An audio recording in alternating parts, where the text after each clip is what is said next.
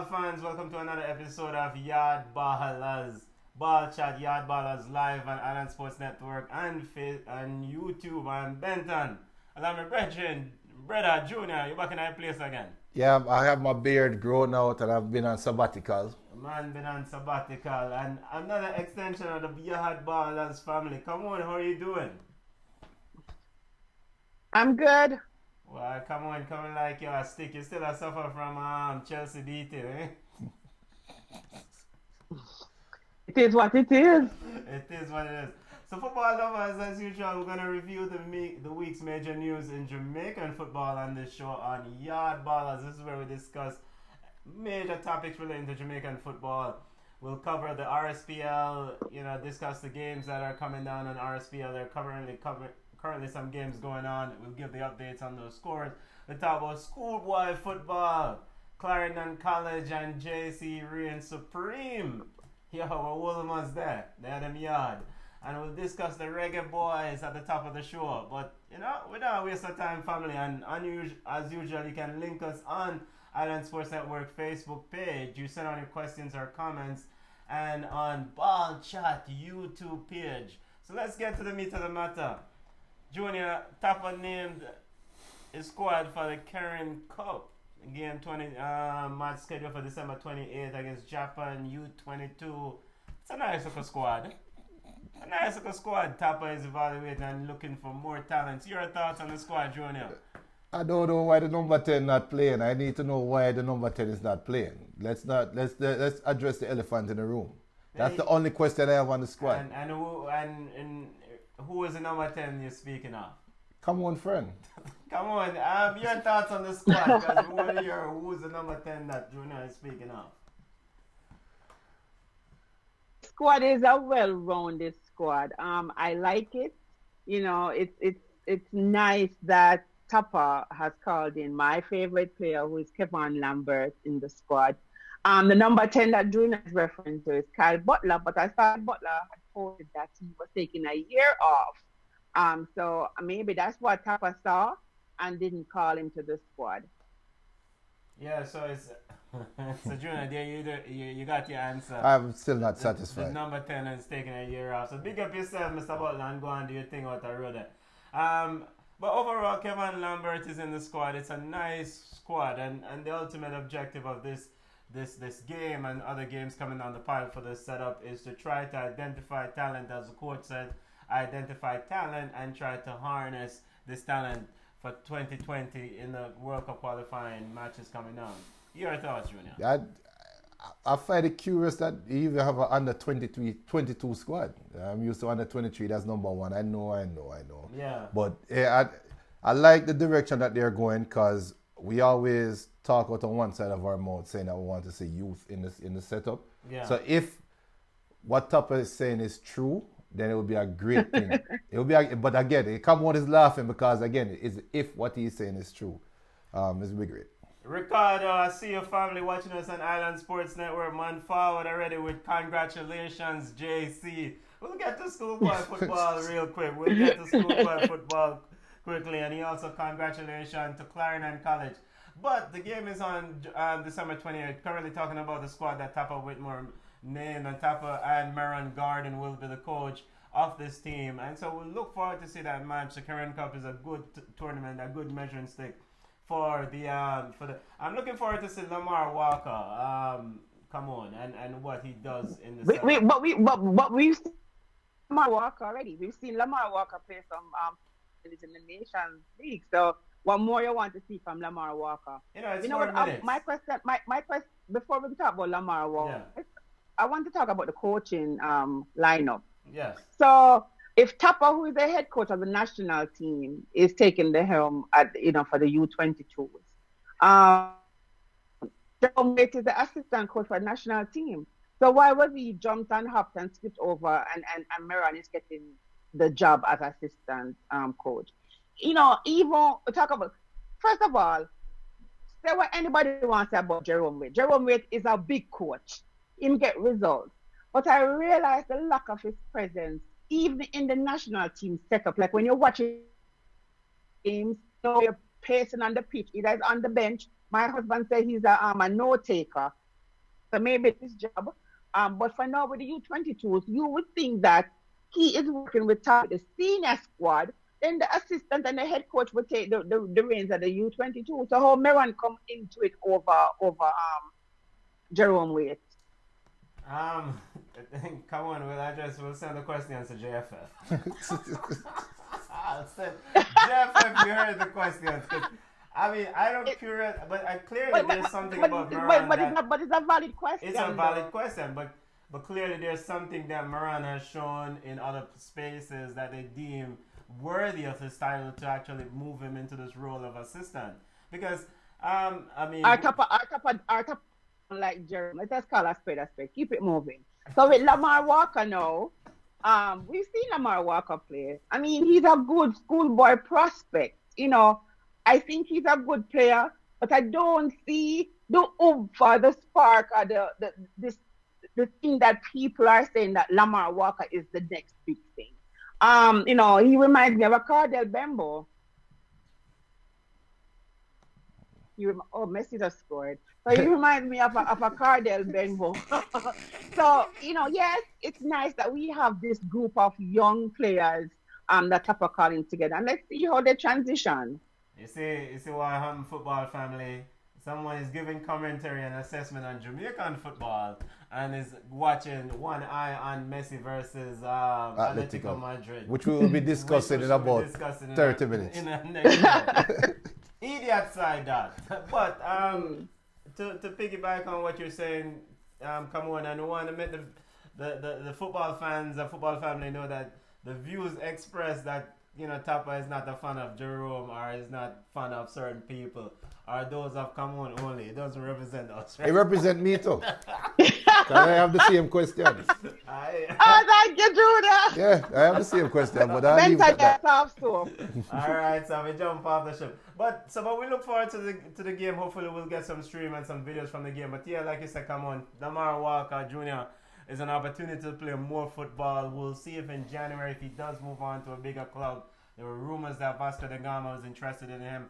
But I'm excited about the squad. Kevin Lambert also, I'm excited about them getting some minutes and playing together. Because ultimately, if they play together and get more matches together in 2020, then that can foster a better relationship as they get ready for qualifiers. And hopefully the coach will use them in qualifiers. Sticking with the Reggaeboyz, let's talk about the November FIFA. Yeah, all right, go ahead, come on.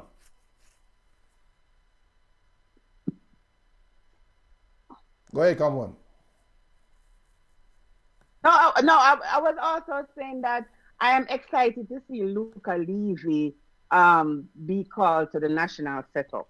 Yeah. You know, I think he's a good little midfielder that's not being utilized properly. So, I mean, I want to see, because I've seen him play at the University of Maryland. Now he's RSPL. I know he was at the U17 setup, but I do think that he's a good little player as well. Yeah, good little player. So, I mean, and the ultimate objective is to try to get as many players on the field as possible. Get them minutes. As you don't know, Junior, the more minutes footballers get, the more they tend to harness and get better, hopefully.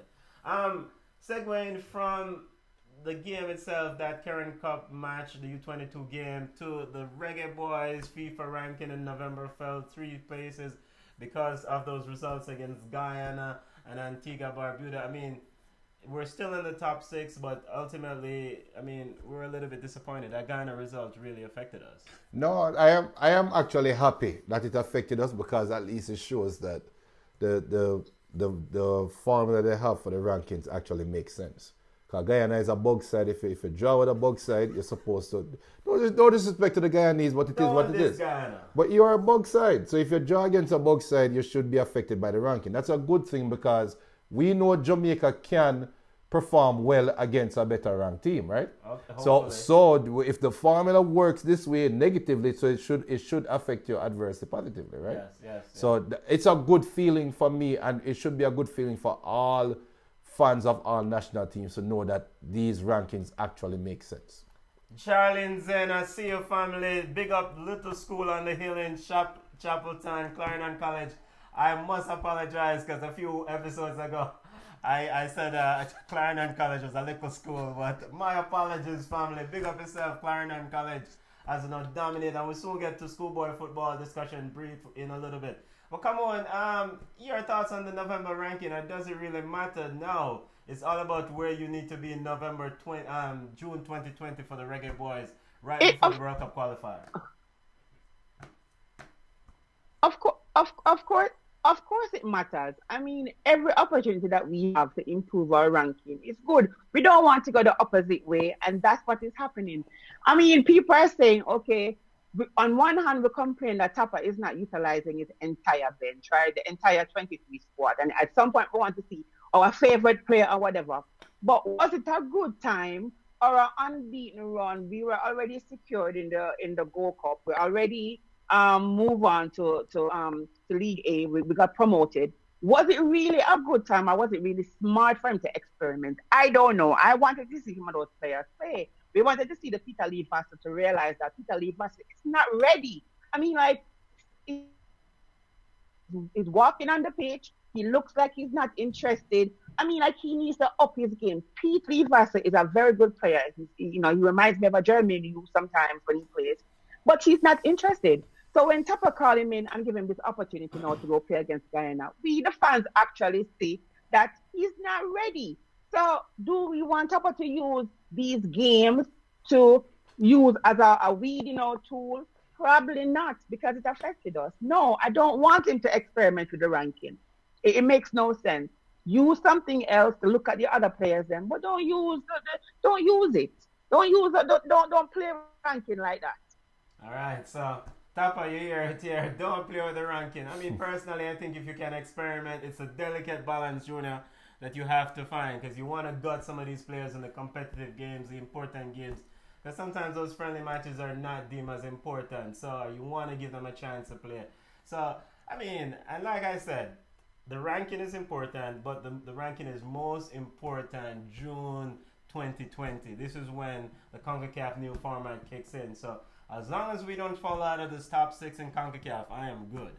I am good too. And remember though, we have the Gold Cup games coming up. So and I agree. Come on, it's a gamble, but what are the other games that Tapa would have had to play the players? Well, they have to schedule friendly games coming down. Thank you. And of course, the higher your ranking, ultimately you're more marketable in terms of getting higher quality friendly matches. So it's a delicate balance. But I mean, we just dropped 3 places. We don't lose ourselves. It's not the end of the world. It's not the end of the world, family.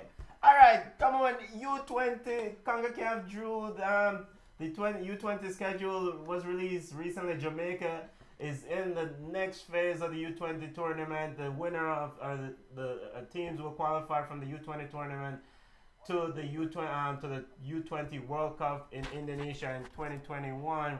I mean, I'm not hearing anything about preparations for the U20 tournament. U20 tournament will have a qualifying phase. Jamaica is in group with Costa Rica, USA, and St. Kitts and Nevis. 3 teams in that group will move on.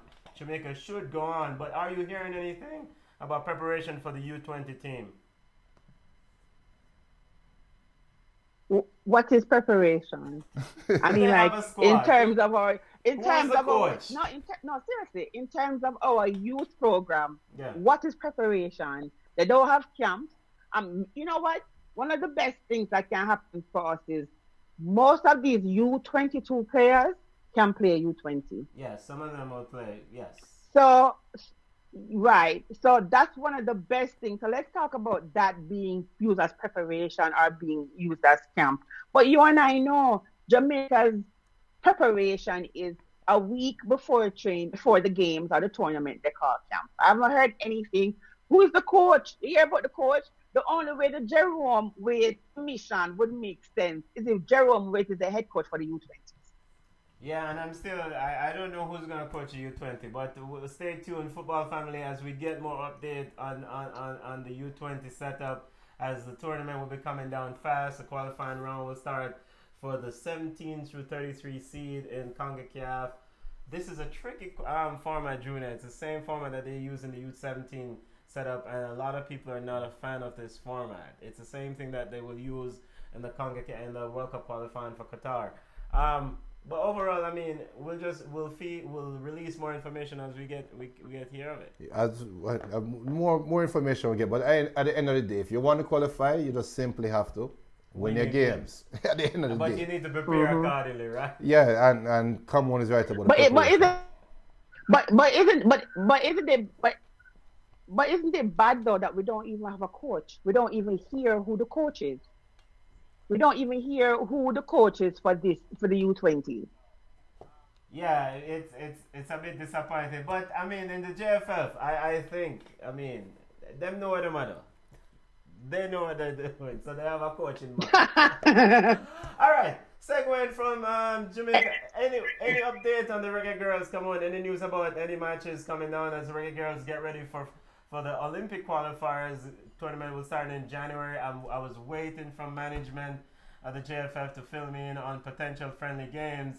I haven't heard any news. Have you heard anything on your end, come on, regarding any sort of games coming down, preparation games for the Reggae Girls? Listen, the only Reggae girl who's in form right now is Bunny Shaw, who netted her 9th goal. She's the only one that's really playing any competitive ball. College out, NWSL out, who not injured. So you know what I think is going to happen? They're going to use the women who are playing in the National Women's League.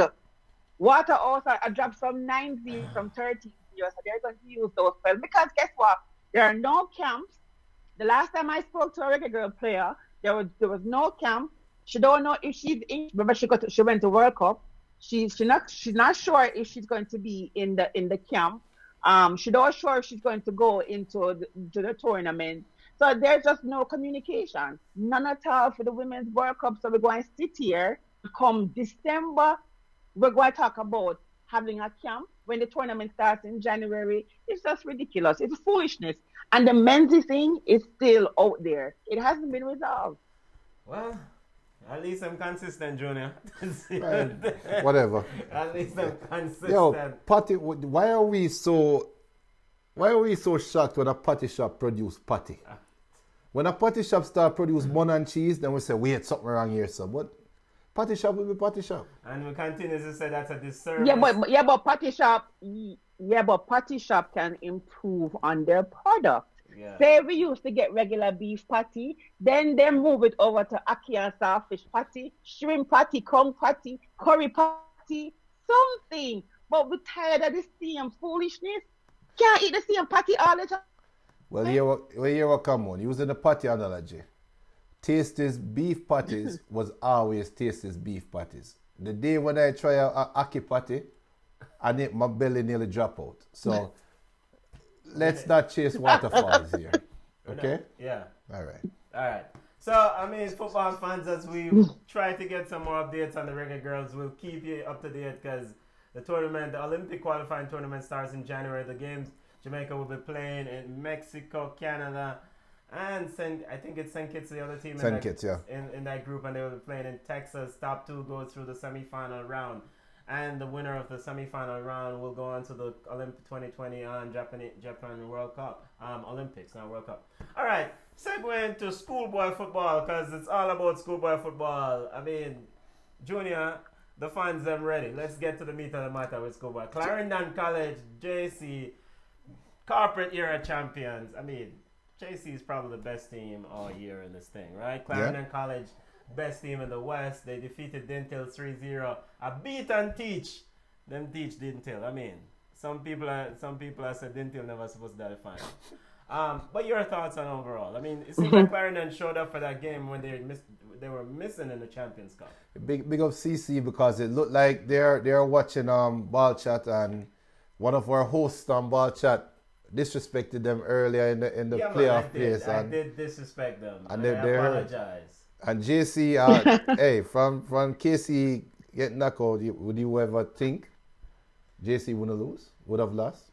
No, I mean, so JC lost that Manning Cup game. I mean, it won that Manning Cup game.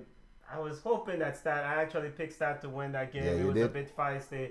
It went to PKs and Stat, I mean, just didn't have enough energy. They lost in 2017 to JC. Come on, I mean... They didn't have enough bite, right? And we'll soon get to the biting incident in a second. But come on, I mean, JC, it seems to be building something like a dynasty there. Whoa. Slow Yeah. Hey, guess the product off the field helps the product on the field. We talk about this all the time. I will say JC probably have one of the best old boys associations, and they supported these boys from start to finish. They were well prepared. They had the nutrition. Nobody not look fenke. They had the gears.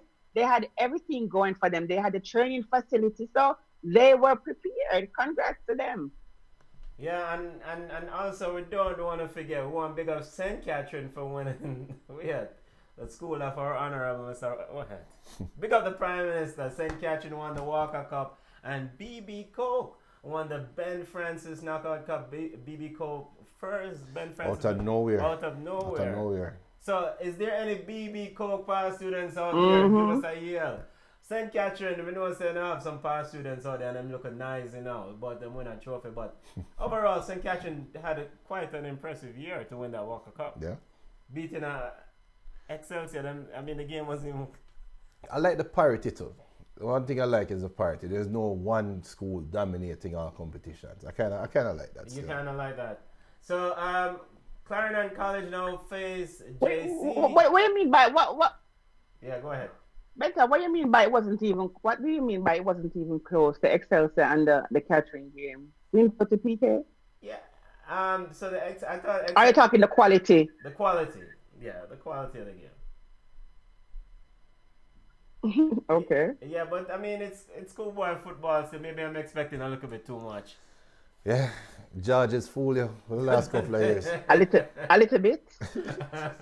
I was expecting a little bit too much. George's fooled him for the last couple of years, man. All right, so the Olivier Shield said Clarendon College will play JC in the Olivier Shield, and as a countryman, I'm not gonna go ahead and complain for the country people. I'm right now. Why? There's a fundamental issue with these major games being held in the corporate area. And before we even get to the Olivier Shield, the Champions Cup was played in the stadium. We understand said at the best venue them have and rare. But at the same time, it's a home field advantage for the JCs, the KCs of the world. They need to do home and away because Montego Bay have a pretty good stadium. Yeah, they have a good stadium. Catch it out. Yeah, and just do home and away. I for years that's all has always been a question for me because I remember when Charlie Smith had your big side. And I went to that game, and it was a home game for Charlie Smith. Yeah. I don't remember who they were playing against, but they never want. That team didn't even want to come off the bus. Yeah, so come on, how people are going to travel from country now if they go out town go watch that match? Where is Clarendon support? Listen, it can happen. Yeah, there's the highway. Jump in the highway. We will travel 4 hours to go support our team if we have to. But I do understand what you're saying. And they have to take that into consideration as well. The stadium wasn't even that full. So they need to kind of cater to the fans. Yeah, and then secondly, the D Cup final. I know I'm on my soapbox again. The D Cup final between Clarendon and Dinthill. The people from those supporting school base had to travel to Mobile. They couldn't just put the final in the middle of the country. Don't ask me where still enough. You move fast, you put them in Blue Mountain? Well, Blue Mountain. From a supporter standpoint, I would like to see the games being held where the fan base, the closer access of fan base and make life easier for them. Imagine a man have come from Clarendon to go all the way to Mobile and have to watch that match. No. And Dinthill, man, then. Can I go on can I get a minute to go on my soapbox now? Yes. Because I remember I want to say this was about 95, 96. Jamaica tried to bring in this.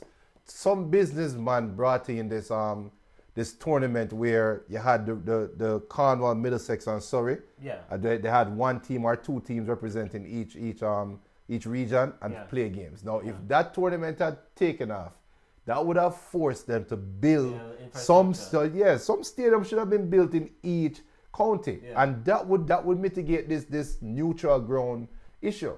Because if you have a stadium in each county, it's easy to find a neutral ground. Yeah. It's easy. So that's my soapbox. Come on, is foolishness being a chat or is just, you know?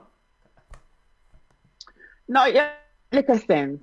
You make a little sense. Yeah, okay. But, you know, for some, with them, I have the money to maintain. So all those stadiums are going to be, you know, they need to be maintained. So them are going to talk about the money and the lack of money. So now the JC old boys, they wanted a stadium and they built themselves a mini stadium. So the other schools they need to come now and build themselves a mini stadium. Well, don't make it sound because the jury's still out for the financing for the stadium. Ruel Reid, link with. All right, Oliver Shield. I mean, Clarendon with the odds against it now, going into the stadium again to face JC. I mean, Junior, how many of these town schools them have to travel go to town to play? I don't know. Can Clarendon pull off upset here? Come on. Boy. Yes. Anything is possible. BB Coke throw away. Anything is possible. I mean, and my sentiment to Teacher Hyde and the Clarendon College family, just play ball. Don't worry about where you're there. You know, remember I said this is not back in the early 90s when man used to worry about go play ball at Jungle and Tivoli. Just go play some ball and just enjoy yourself. Last game of the year and just go play some ball. So Charlie, Zan and the Clarendon College family roll out and support on the side because we want Oliver Shield to go back a country. Okay. All right. What a man chat bad. Straight, big up yourself, Kato Carlos, straight out of Newcastle, England. Big up yourself. Big up yourself. We see your family watching us on Island Sports Network. All right. An incident took place in schoolboy football recently, Junior. There's a Luis Suarez sort of deal. This biting thing. We're not name the perpetrator, of course. Other media outlets have name the school though. We're gonna name the school. Called Biting School. I'm sorry. We're gonna name the school, but we're not gonna name the student himself. I mean, I think from minors. Out of respect. Out of respect, you don't want. But I know other media outlets have named the student. But out of respect for KC, a KC student bit a JC student in that matchup. Issa is yet to actually put any sort of punishment. The player subsequently played in the following matchup. Your sentiment on this is still trying to figure out what is the actual punishment. Shouldn't there be rules in place for stuff like this? I don't think there's any rules in the rule book about biting. There might be rules for unsportsmanlike conduct, or they're probably not even in there as yet.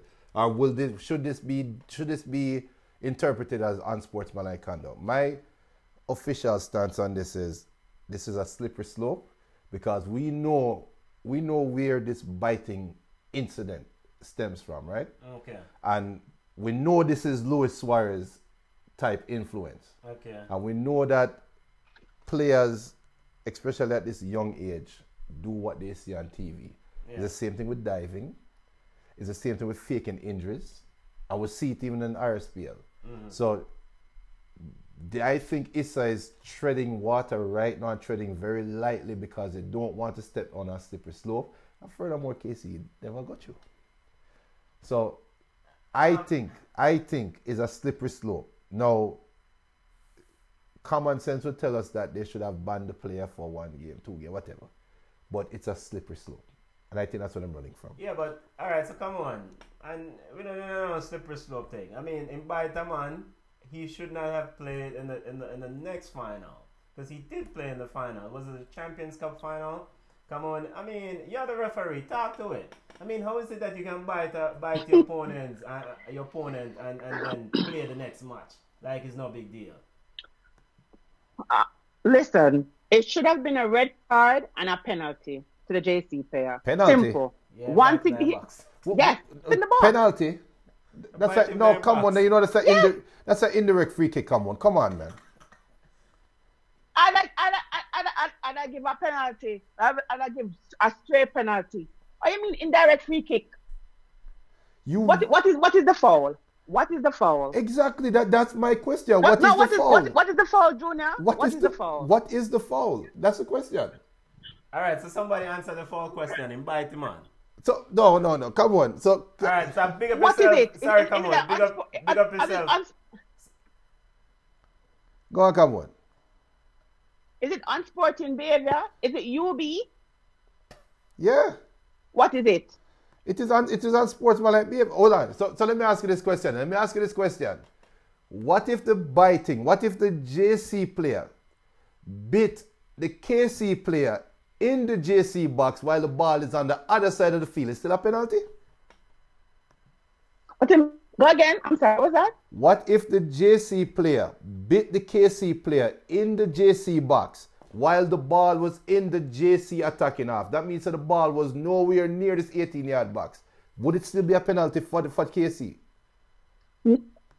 No, but Junior, we talk about this all the time. A foul is handled differently on the field of play, different from in the box. It is two different areas. Some things that you will let go on the field of play, also it is handled completely different in the box. It's different. The foul referee say play on or advantage or what. That's not how it is treated in the box.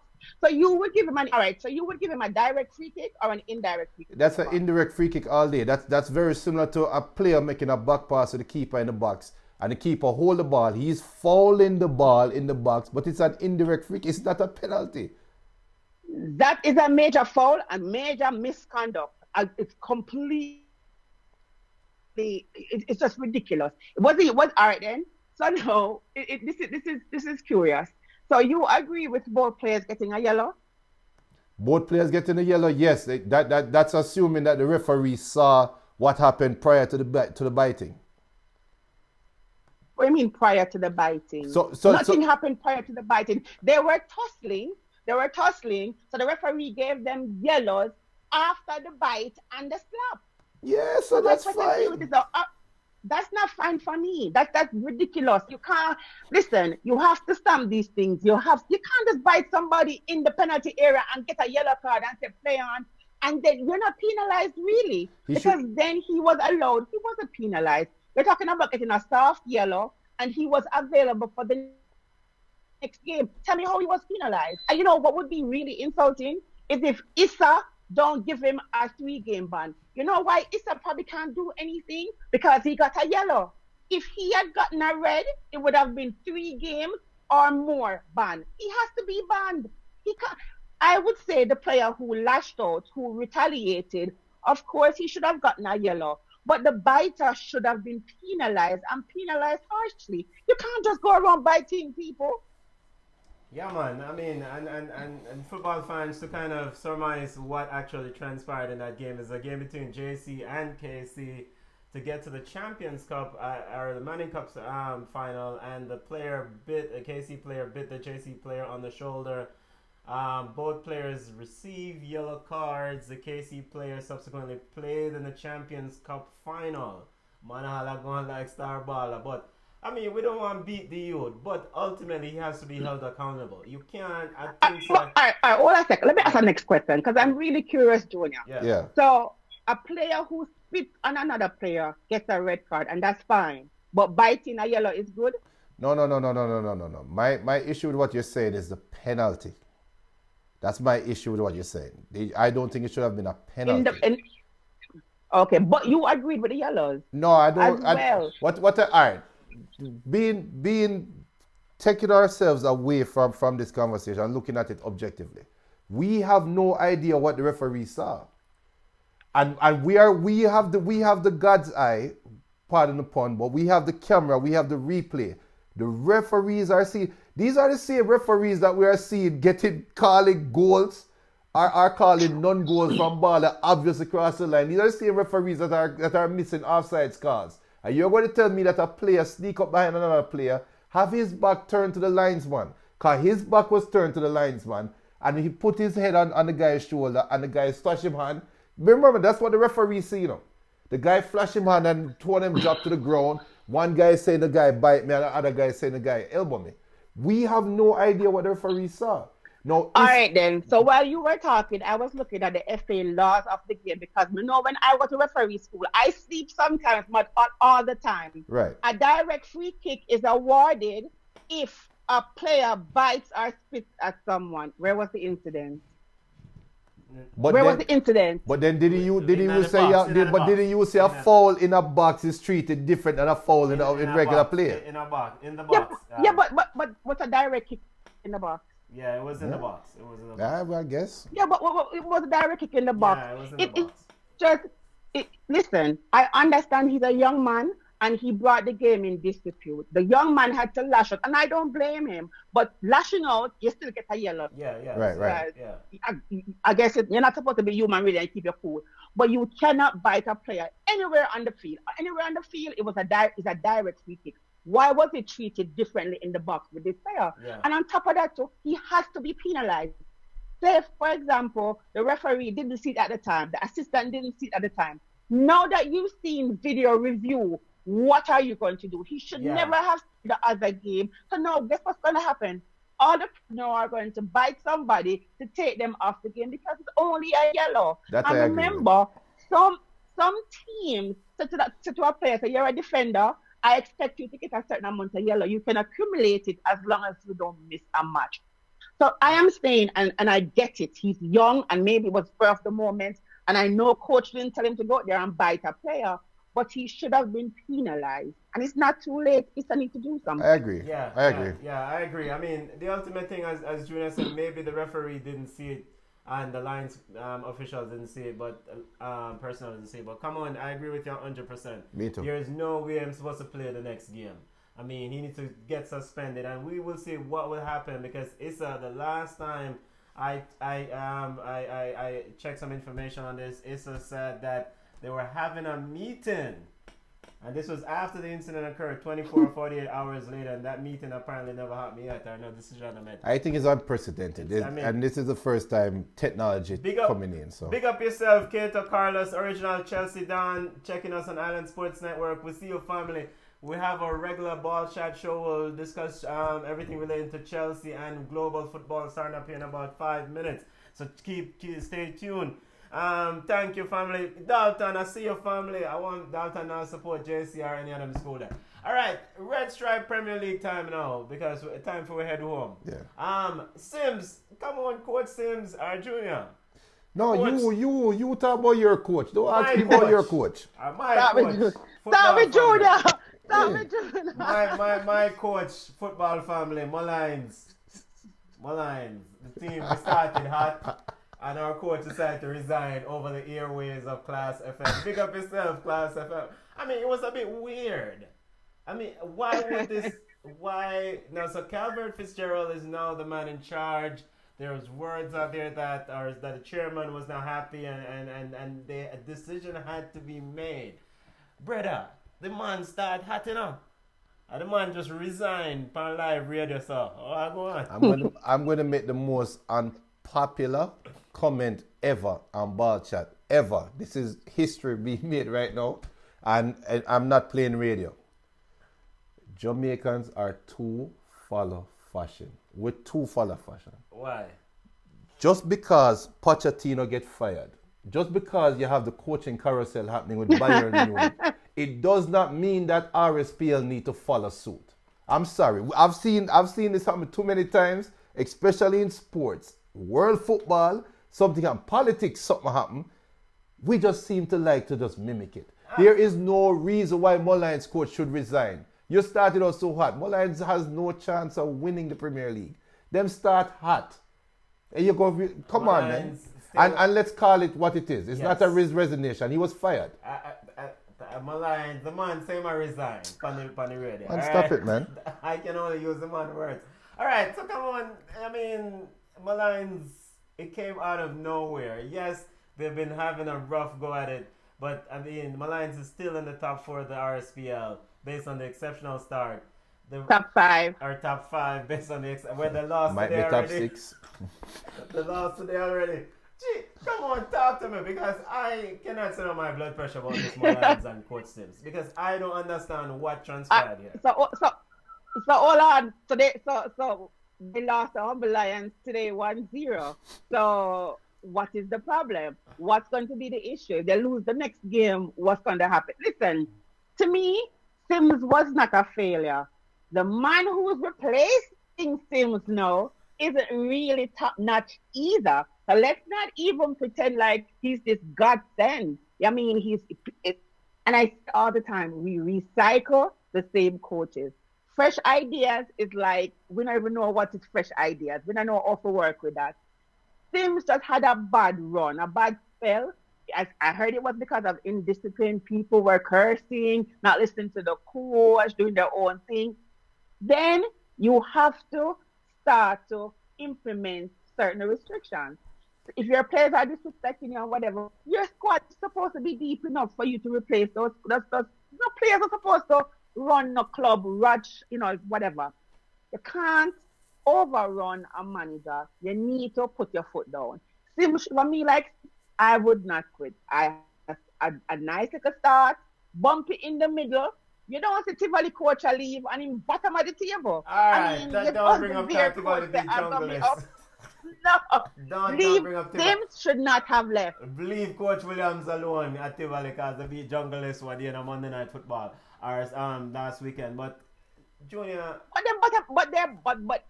they're firmly at the bottom of the table. I am supposed to come on radio and resign. Yes, I don't know what I mean. Sims, whenever you want to come speak your truth, brother, we're here for you at Ball Chat. Just link me and you can come talk your truth because it makes no sense. And to the fans of Malines who've ride with this team through the promotion phase and the hot start and who's sticking with the team through the downward spiral now.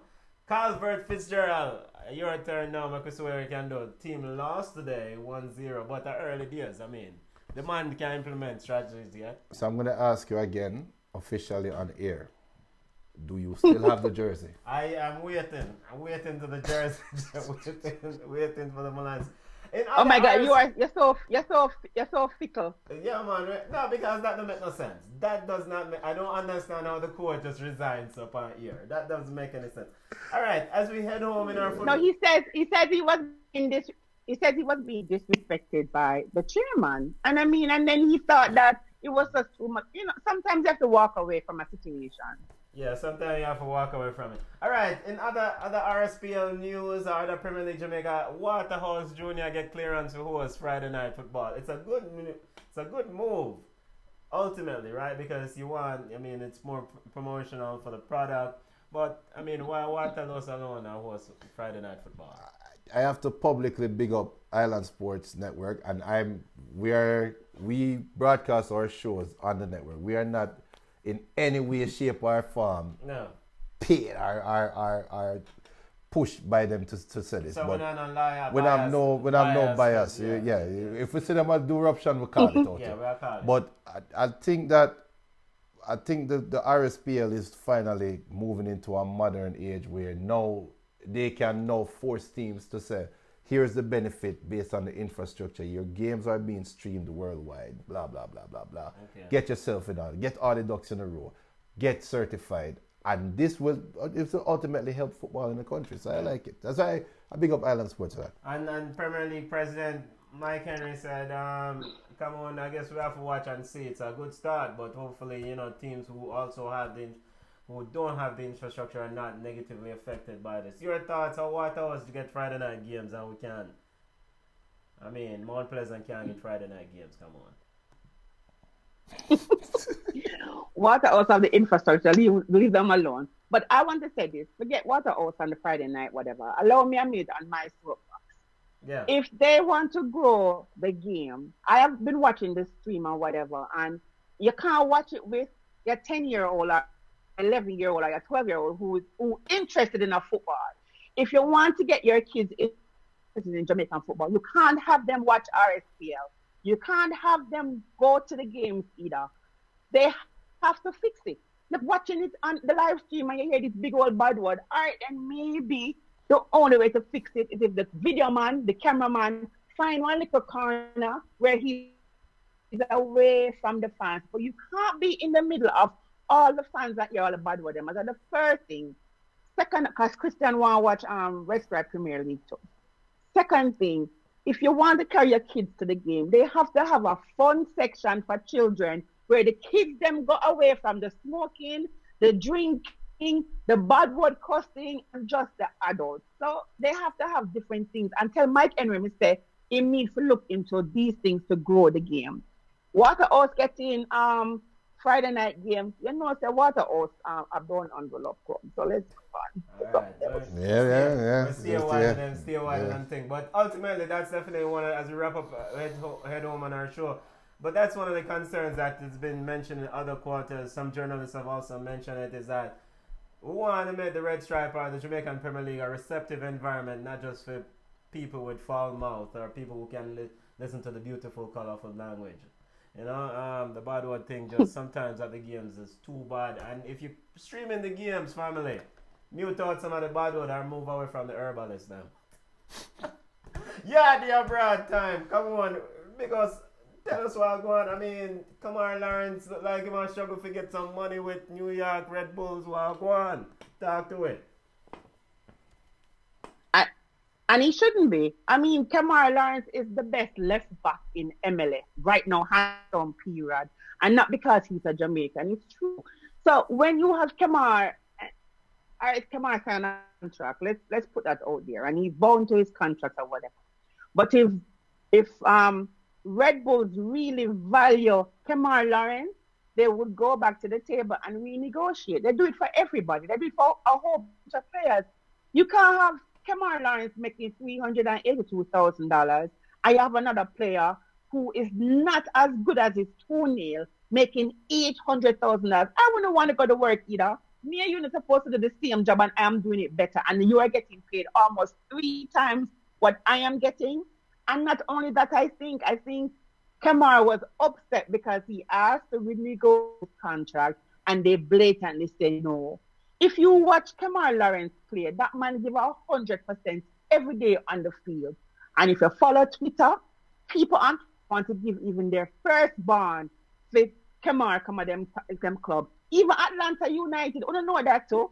Atlanta United will give let me see, Martinez, switch him, no? Just Brecce, right. Just don't somebody do the Yawdie Kemar. no man. That's how Atlanta. So Taxi is not being given the money that he should be getting. Big up to Leon Bailey. He came back from injury, his red card, his club issues, partying, his girl trouble, and scored 2 goals against big side Bayern Munich. It's like him live for these big moments because he is the 3rd goal in 2 games versus Bayern Munich. So that's really good for him. Junior number 10, he says he's taking a year off from football to focus on his business. We'll see if Papa will roll him back, for him to join the U22s. We're not sure. Maybe too little run for the U23s. I see Junior over there smiling. Big up to Kajida Bonisha for scoring her 9th goal. She's really on fire. So that's it for local ballers. I have one thing before we sign off. Yeah. Kyle Butler, listen to me. Produce the next hit song for Jamaica World Cup campaign. That's all we needed for the football, right? World Cup campaign. Produce the next song for World Cup campaign. You and Baby gonna go in the studio and then you produce a track. That's why you need to be drafted for them. But put on football, man. It's a good segue about Baby Gardner. Portmore lost to Dumbo Holden 2-1. Portmore for sure. And Portmore, big up yourself. Dumbo Holden. Baby out? Yeah, come on. Baby out? Nah, man, Baby not out. Baby not resigned. Baby is not resigned. Studio was hold on. Let us touch on. Let us also tell the fans that the Waterhouse and Tivoli game has been postponed because 2 of the officials did not turn up in time for the game. So officials did not turn up because bus run late. Bus run late. We're going we are there, man. But time for go we had with the bus thing. Yo, football family, link us on social media. Ball Chat Podcast on Instagram, Ball Chat 1 on Twitter, Ball Chat on Facebook. Email us at Email us at ballchatpodcast@gmail.com. All the Chelsea fans, all the Watford fans, all the Arsenal fans, Manchester United fans, jump over to our regular Ball Chat show starting now. On Facebook. On Facebook and YouTube at Ball Chat on Facebook and Ball Chat Podcast on YouTube. Come on, we're going on the road now. Go on, we are, Junior. All right,